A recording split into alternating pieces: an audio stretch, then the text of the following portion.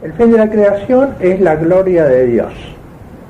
Dios no puede tener en su creación un fin inferior a sí mismo, porque se subordinaría a ese fin.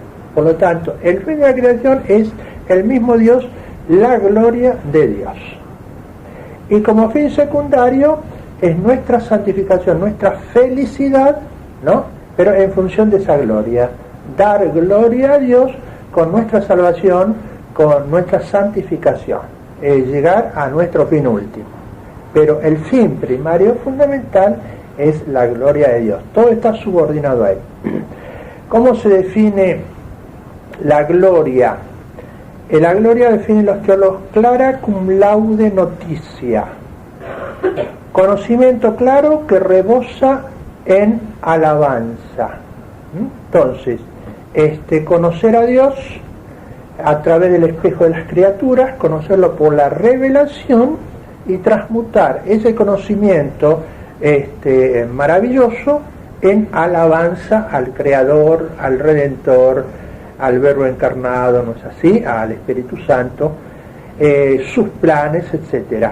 Entonces, dar gloria a Dios es reconocer su magnificencia, su bondad, su sabiduría, ¿no?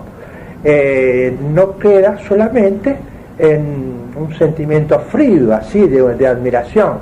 Uno puede admirar, yo admiro a Napoleón, pero no lo amo a Napoleón, ¿no es así? Porque como genio, como estadista, con eso está bien, pero hay muchas cosas en su personalidad que a mí me rechazan, pero uno lo admira, ¿no es así? En cambio, a Dios tenemos que admirarlo, amarlo, y además como fin último de nuestra vida. Y ahí entramos entonces. Hemos sido creados para la felicidad porque hemos sido creados para la beatitud. Voy a dar primero algunas de las definiciones desde el punto de vista filosófico. Acá Jolivet, uno de los buenos teólogos tomistas, define acá en este vocabulario que todavía se consigue, gracias a Dios por ahora, la felicidad la define de esta manera: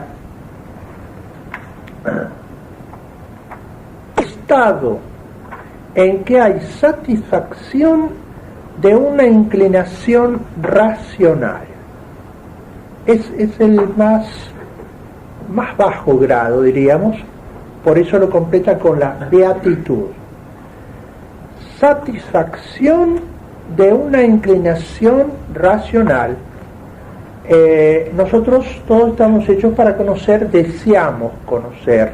Entonces, cuando nosotros conocemos y comenzamos a apropiarnos por el conocimiento una serie de esencias de cosas, entonces nuestra inteligencia queda satisfecha. Lo mismo, deseamos amar. Cuando encontramos a un ser amable y cuando ese ser al mismo tiempo, si es un ser racional, nos devuelve amor por amor, entonces esa inclinación racional queda satisfecha. Pero más adelante da la definición de beatitud. Tenemos perfección de un ser racional que ha realizado su último fin. Entonces, beatitud, perfección de un ser racional que ha realizado su último fin. Claro, ahí entra cuál es nuestro último fin.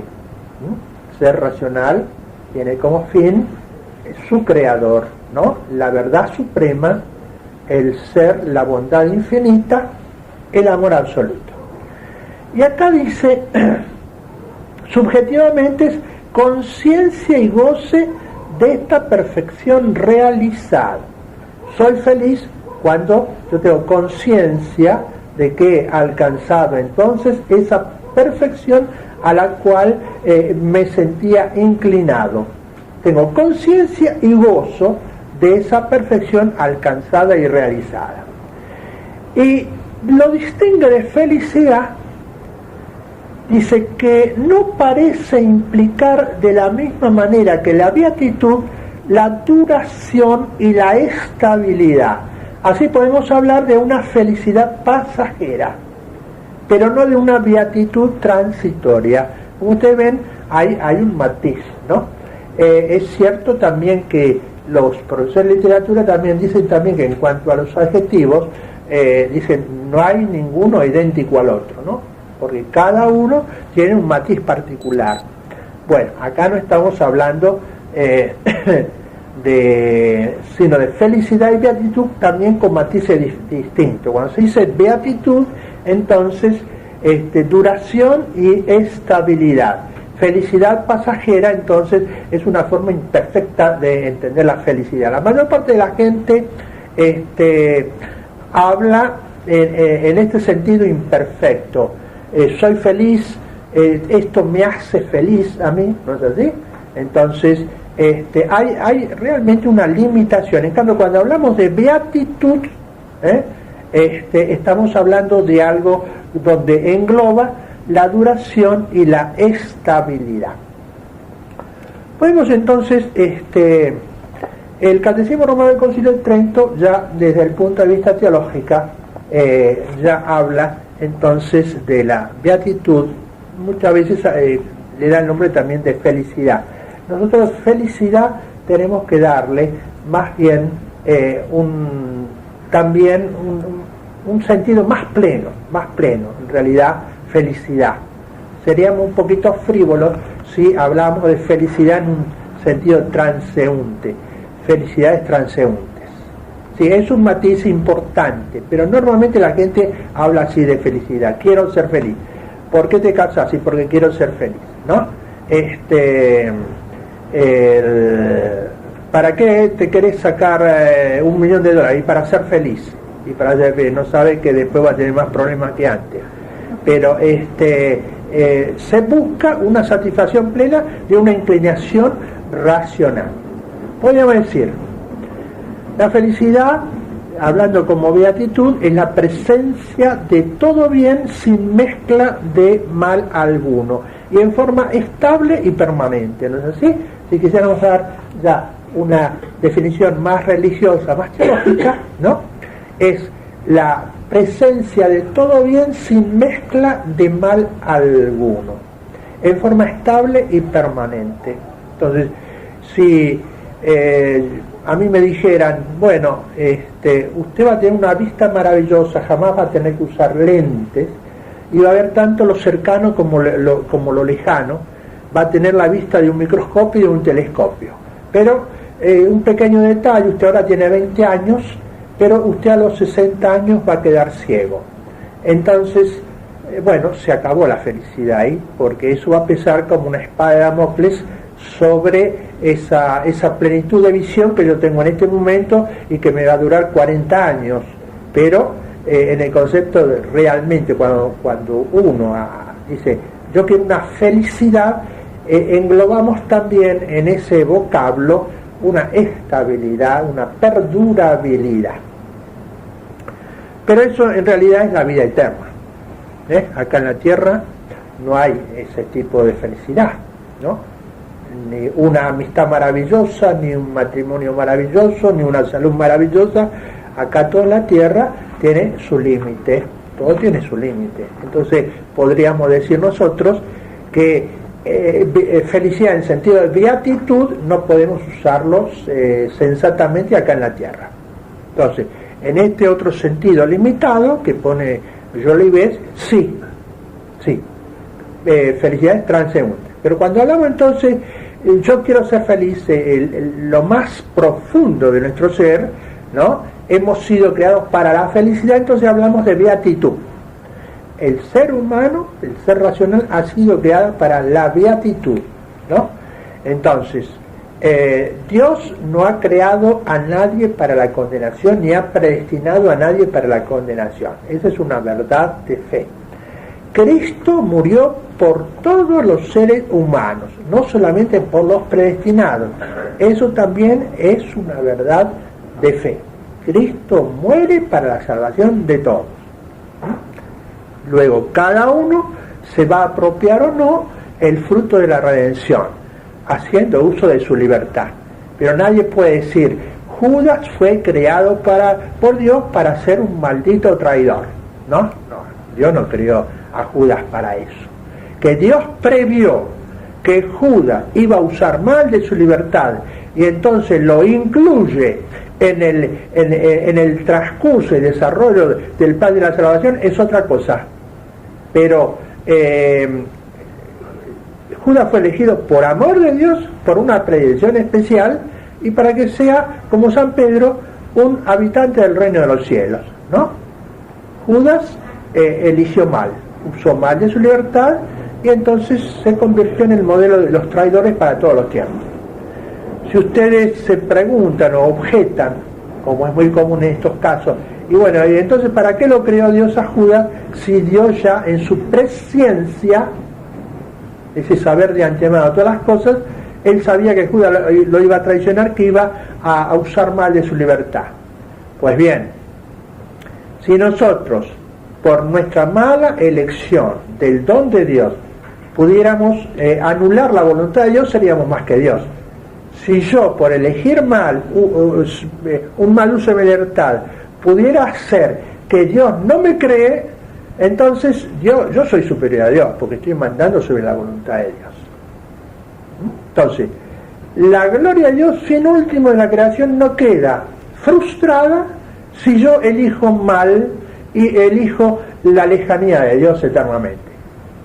¿Por qué no queda frustrada la gloria de Dios? Porque nadie puede ser más que Dios, ¿no? Nadie puede contrariar la voluntad de Dios, que es la gloria de Dios. El fin de la creación, la gloria de Dios. Entonces, la respuesta de la teología es: lo que podemos elegir nosotros es glorificar la misericordia de Dios salvándonos, usando bien del precio de nuestra redención. O glorificaremos la justicia de Dios usando mal de nuestra libertad y rehusándole a Dios nuestro amor. Esa es la disyuntiva que a nosotros nos queda. Somos libres. Entonces podemos elegir la salvación o la condenación. Pero la voluntad de Dios, que es la gloria que toda la creación le debe dar, eso no queda frustrada. Judas glorificó a Dios, sí, la justicia de Dios. La justicia de Dios. Pedro glorificó a Dios, sí, la misericordia de Dios. Por lo tanto, sin hacernos tantos líos sobre la predestinación, que es un asunto espinosísimo, ¿no es así? Entonces, tratemos simplemente en cada coyuntura que nos toca decidir, tratemos de decidir en favor siempre de Dios. Si normalmente estamos inclinados hacia el bien, hacia lo justo, al amor a Dios, al amor al prójimo, etcétera, etcétera, bueno, cuando la muerte corte el hilo de nuestra vida, lo más probable es que vamos a caer en el buen lado y seremos predestinados. Si toda la vida estamos eligiendo la mentira, la injusticia, el latrocinio, ¿no es así?, el egoísmo absoluto, la indiferencia para con el prójimo, para con Dios, lo más probable es que cuando muramos, entonces vamos a caer en mal lugar. Así que ahí está clarito la respuesta de San Alfonso, doctor de la Iglesia, cuando alguien le preguntó, como era obispo, Monseñor, ¿me salvaré o me condenaré? ¿Qué idea tengo que hacerme yo de mi vida y de mi destino final? Y él contesta: ¿para qué lado cae un árbol inclinado cuando se lo cortan? Y para el lado para donde está inclinado. Entonces trate de inclinarse todavía hacia el bien, y entonces cuando la muerte corte en su vida, usted va a caer para el lado bueno. Dios puede hacer milagros, sí, es verdad. Uno que vivió toda la vida bien puede a último momento responder a una tentación y condenarse, ¿no es así? Pero es una especie de milagro moral eso. Lo mismo, uno puede ser un atorrante toda la vida y a último momento cambiar, sí, pero eso también es un milagro moral. Puede pasar como el buen ladrón, ¿no? En las 3 últimas horas cambió su destino, su vida, ¿no? Pero esos son milagros morales. Lo habitual no es eso. Lo habitual es que cada uno caerá de acuerdo a lo que está inclinado. Por eso también Jesucristo, nuestro Señor, muestra en sí los rasgos del predestinado a la gloria, muestra cómo debe ser un hijo de Dios. Entonces, bueno, seamos buenos alumnos, entonces tratemos de calcar en nuestra vida los rasgos del hijo predilecto de Dios Padre. Entonces, tratar de pensar como Cristo, tener una tabla de valores como Cristo, amar lo que Cristo amó, rechazar lo que Cristo rechazó, ¿no es así? Tratar de vivir como Él, tratar de elegir como Él, y entonces lo más probable es que seamos predestinados. Lo único que acompañar eso es la oración y pedir a Dios nuestro Señor, sí, dame la gracia de ser tu compañero de eternidad. Signos de predestinación, les doy algunos. Le doy unos pocos signos en este momento que me viene a la cabeza. Llevar con piedad y resignación cristiana las grandes pruebas que se dan en la vida, fracasos, pobrezas, enfermedades, etcétera, etcétera, calumnias, es signo de predestinación. Llevar mal las pruebas que Dios permite en esta vida para purificarnos y probarnos es signo de no predestinación. Rezar con frecuencia, con mucha frecuencia, el Santo Rosario con piedad y perseverancia es signo de predestinación. Tener indiferencia, aversión hacia María Santísima y hacia su honra es signo de no predestinación. El ser devoto y honrar todo lo que sufrió María como Madre del Redentor, los 7 dolores de María, eso es signo de predestinación. En fin, hay otros que en este momento nos interesan.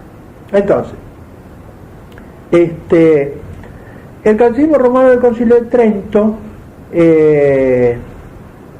habla en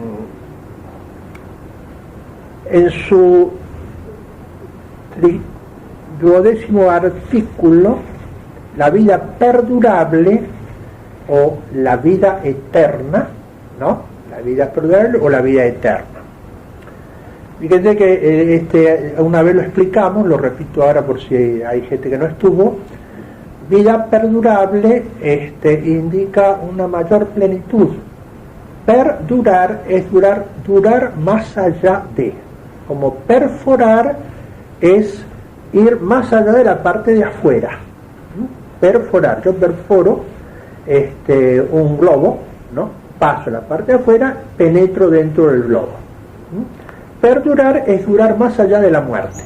Por lo tanto, la vida de la gracia comienza acá en este mundo y se prolonga en la vida eterna como gloria. Por eso alguien dijo que la gloria es la gracia en la patria, la gracia es la gloria en el destierro. Entonces, perdurar quiere decir que la vida eterna comienza acá. Si yo acá en esta vida amo a Dios, soy un tabernáculo donde inhabita la Santísima Trinidad porque habitualmente vivo en estado de gracia, ¿no es así? Si hago mis delicias en beberme y penetrar en la palabra sagrada de Dios, mi interés intelectual fundamental como cristiano es conocer los misterios divinos, conocer en lo que se puede conocer acá en la tierra quién es Dios, ¿no es así? Hasta los misterios de la Santísima Trinidad según lo explica nuestros teólogos. Yo ya comienzo acá a vivir lo que voy a hacer la vida eterna, es decir, la contemplación de Dios y el transmutar esa contemplación en adoración, alabanza y acción de gracia. Entonces, si yo vivo normalmente así, unido a Dios, en estado de gracia, practicando las virtudes cristianas, amando a Dios y al prójimo, tratando de imitar a Jesucristo, ya comienza acá la vida eterna, que se va a prolongar después de la muerte ya en la visión beatífica. Acá vivo bajo el velo de la fe, en la eternidad lo vivo cara a cara. Entonces, dice, con este nombre, felicidad, acá pone en latín, lo pone beatitud, lo traduce así, felicidad acá, por eso hay un intercambio en esto. Beatitud, con este nombre es llamada especialmente la suma felicidad. Es decir, no es una felicidad mediocre, ¿no? La suma felicidad. Entonces, la suma del amor, la suma de la paz. Si nosotros analizamos y leemos un poquitito, bueno, ¿qué es el cielo? Que es el nombre común que le damos a la beatitud, ¿no es así? Esto que dice la inclinación de un apetito racional, la visión filosófica, nosotros, elevados a lo sobrenatural, también tenemos un apetito sobrenatural. Tendemos naturalmente hacia la felicidad plena, tendemos naturalmente hacia Dios. Pero entonces, ¿por qué esa otra tendencia que también tendemos hacia el pecado? ¿No? Y a enraizar en los bienes de la tierra, haciendo idolatría, haciendo de esos bienes nuestros dioses. Porque tenemos esa tendencia también inferior, pero eso nos viene por el pecado. Por eso esa tendencia al inferior se llama la concupiscencia. La concupiscencia es la inclinación hacia el pecado y hacia los bienes de la tierra desordenadamente, que nos deja el pecado original y nuestros propios pecados personales. Pero nosotros de hecho tenemos también, por don de Dios, la tendencia hacia lo alto, la tendencia hacia Dios, la tendencia a la felicidad definitiva. Lo que pasa es que nosotros, por esa oscuridad que deja en nuestra mente el pecado deja oscuridad en la mente y debilidad en la voluntad. Entonces, y bueno, uno busca la felicidad en el dinero, en ser un potentado, otro en ser alguien muy famoso, otro en los distintos placeres de la tierra, ¿no es así? Otro en el dominio del mundo, etcétera, etcétera. Y va haciendo de esas felicidades parciales su fin último. Era una de las cosas que al poeta francés, a Arthur Rimbaud, le irritaba, aunque él se había apartado de Dios, le irritaba el ver que la mayor parte de la gente se conforma, decía él, con felicidades mediocres, ¿no? Felicidades mediocres. Y todas esas cosas lo llaman felicidades mediocres, ¿no? Entonces, bueno, si quieren llenar los bolsillos de dinero, pues son felicidades mediocres, ¿no? Un corralista le sacó toda la felicidad del dinero, ¿no? Está orgulloso de su salud, de su juventud. Bueno, un accidente le quita la salud, le quita la juventud y puede quedar tullido en una cama hasta el final de su vida, etcétera, etcétera, ¿no?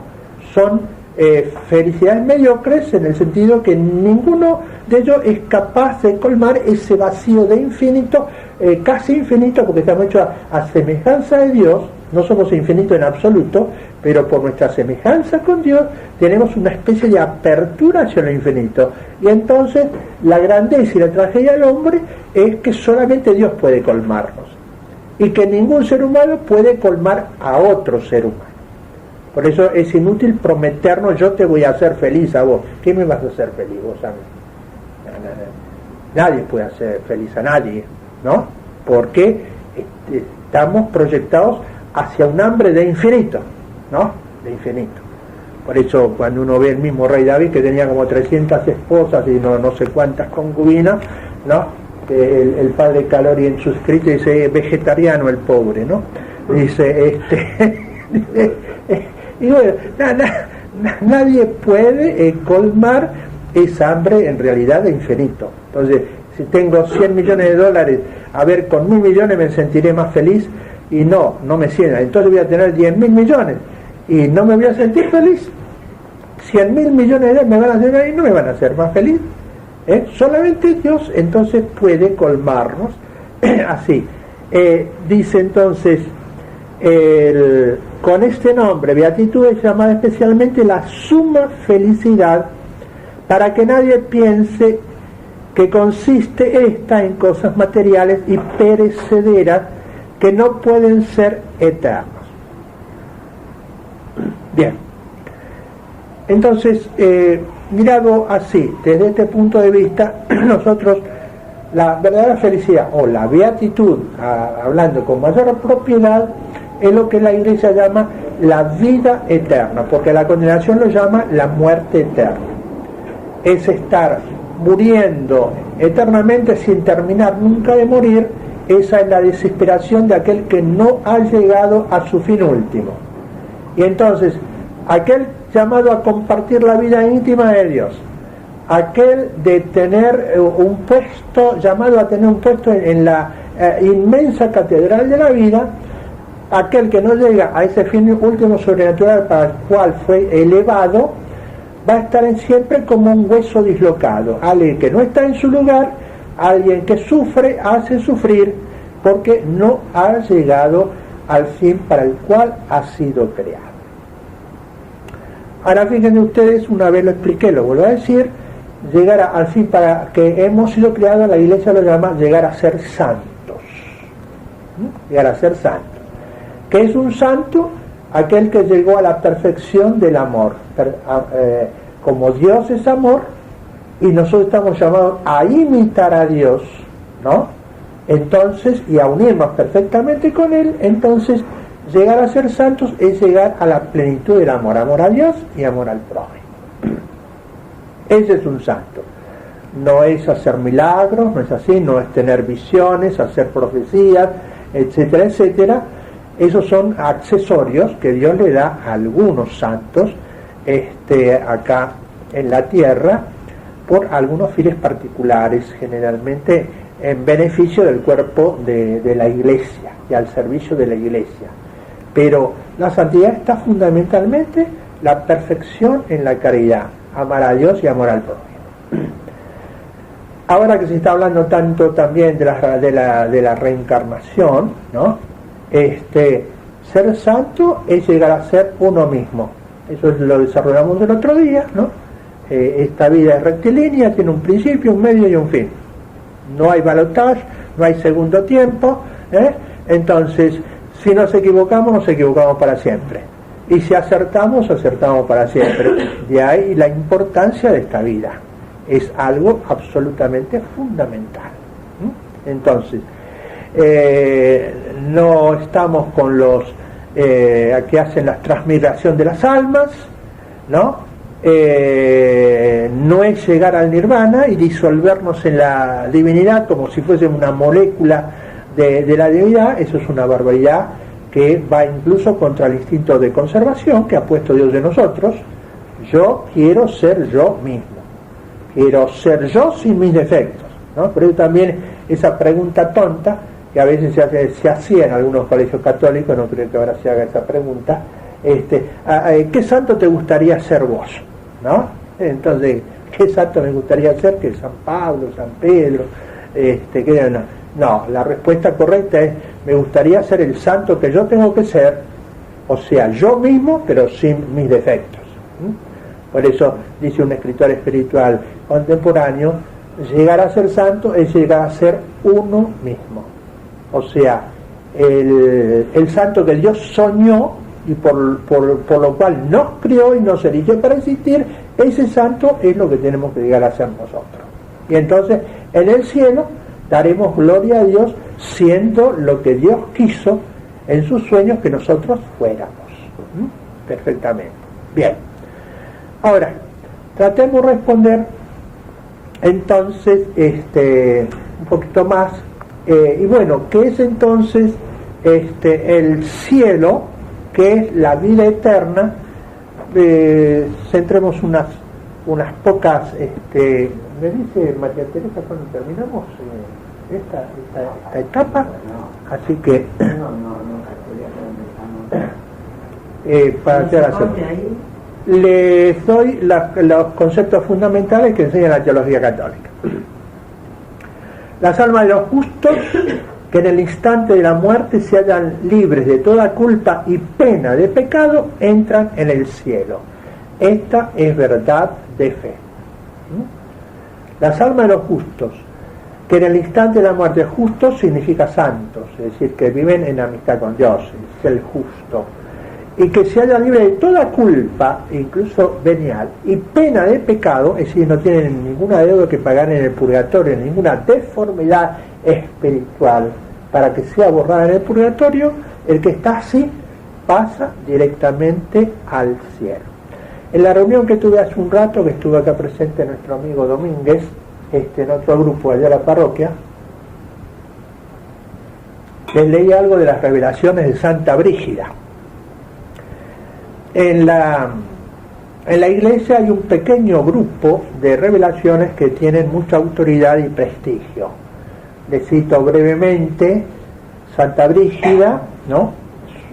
De Suecia, Santa Gertrudis, Santa Mectildis o Matilde, en la actualidad Ana Catalina Emmerich, que hace poco fue aprobado las virtudes heroicas, que es el paso previo a la beatificación. Un pequeño grupo.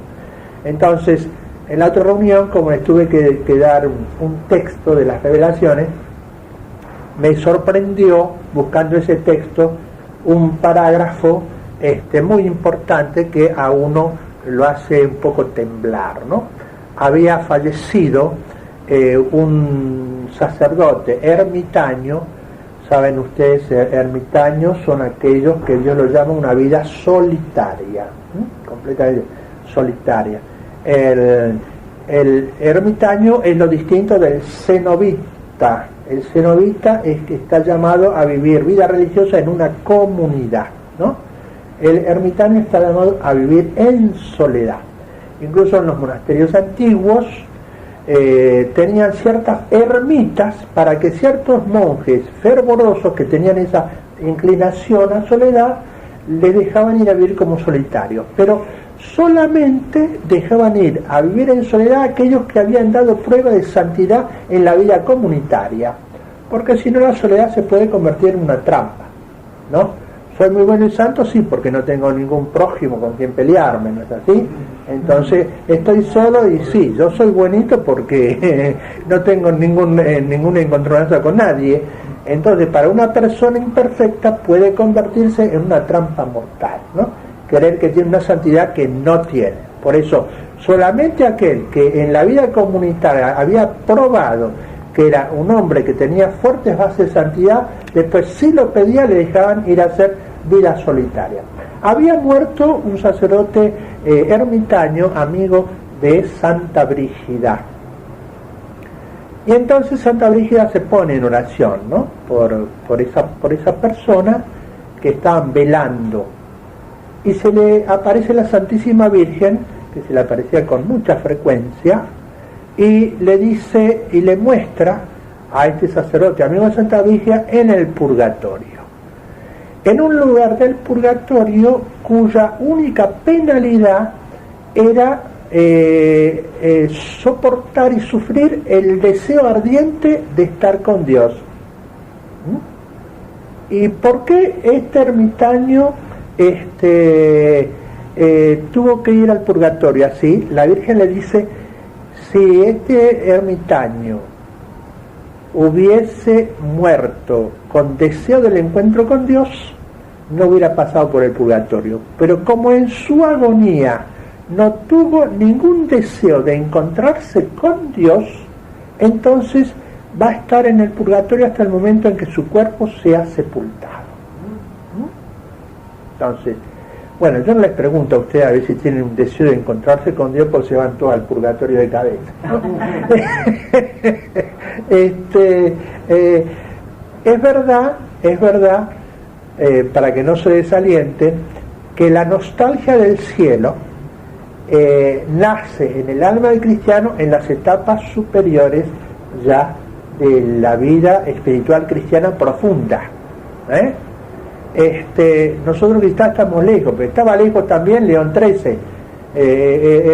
Es gracioso el episodio cuando él cumple, no sé si 80 años o algo así, y entonces un cardenal lo va a felicitar: santidad, felicitación en su cumpleaños, le deseó 10 años más de vida. Y entonces León XIII le dije: no tenemos que limitar la misericordia de Dios. ¿Por qué me tiene que desear 10 años solo de vida? Así que no tenía ningún apuro en irse al cielo. Entonces, yo en mi mente maléfica, frente a eso, a veces hago algunos test así sutiles. La otra vez estaba comprando hostias acá en la calle Avellaneda y me atendió una religiosa muy amable, viejita, que ya debe tener también, el otro día le pregunté, creo que tiene 79 años. Me atendió bien y entonces cuando le fui a pagar, yo le dije, bueno hermana, le deseo que vaya pronto al cielo.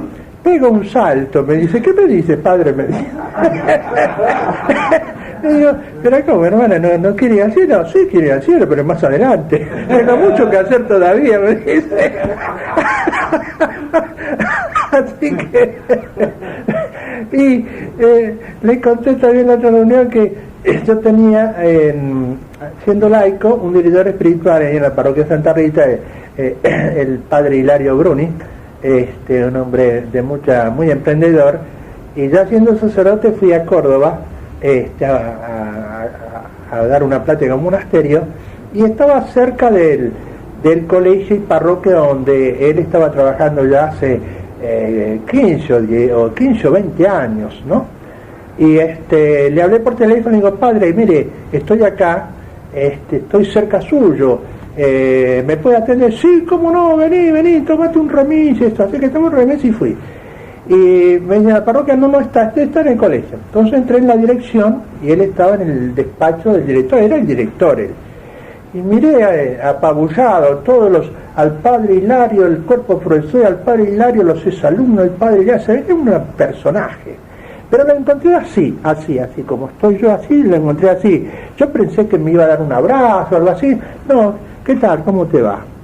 Y me hizo sentar y lo vi tan abrumado que le digo, ¿qué pasa, padre? ¿Está enfermo?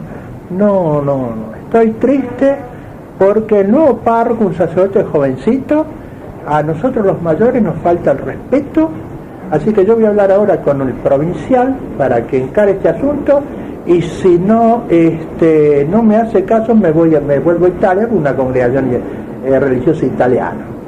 Entonces lo vi tan aplastado que le digo, pero padre, él fue mi director espiritual, ¿no? Le digo, no padre, pero no le dé tanta importancia al tontito y a todo esto que le pasa, si usted ya está cerca del cielo. Pegó un salto, se puso así, ¿qué me estás diciendo? Se levantó así como un resorte y me dice, ¿pero qué me estás diciendo? Padre, ¿qué edad tiene usted? Y 78 años, ¿y hasta cuánto piensa? Y hasta los 80, 82 o más. Entonces, cuando es así, yo lo miraba así con los ojos abiertos. Mi director espiritual, ¿qué pasa? El que me enseñó. Entonces se dio cuenta que estaba diciendo pavadas y se puso a reír. Entonces le digo, bueno, de hecho me enteré ahora, se fue a Italia y a 2 años ya se murió, ¿no? Pero la realidad es esta, ¿quién es el que desea el cielo? Ahora, ¿qué dice la teología? Y con esto redondeo el concepto, hemos sido creados para la felicidad. El cielo del cielo es la visión beatífica, es decir, ver a Dios sin velo, conocer, como dice el apóstol, conocer a Dios como somos conocidos. Es decir, apropiarnos de Dios mediante un acto de conocimiento que rebosa en amor, alabanza, adoración. Es vivir en un éxtasis. Nosotros cuando vemos la vida de los santos, vemos esos santos que a lo mejor están 1, 2, 3 horas en un éxtasis, están fuera de sí, en un deliquio sabrosísimo, que hasta se olvidan de todo, del tiempo, de comer. Si hay algunos que le han quemado alguna vela en la mano y no lo sienten, están absolutamente en otro mundo y en una felicidad tan extasiante que están fuera de sí, completamente fuera de sí. Y uno dice, caramba, qué maravilla.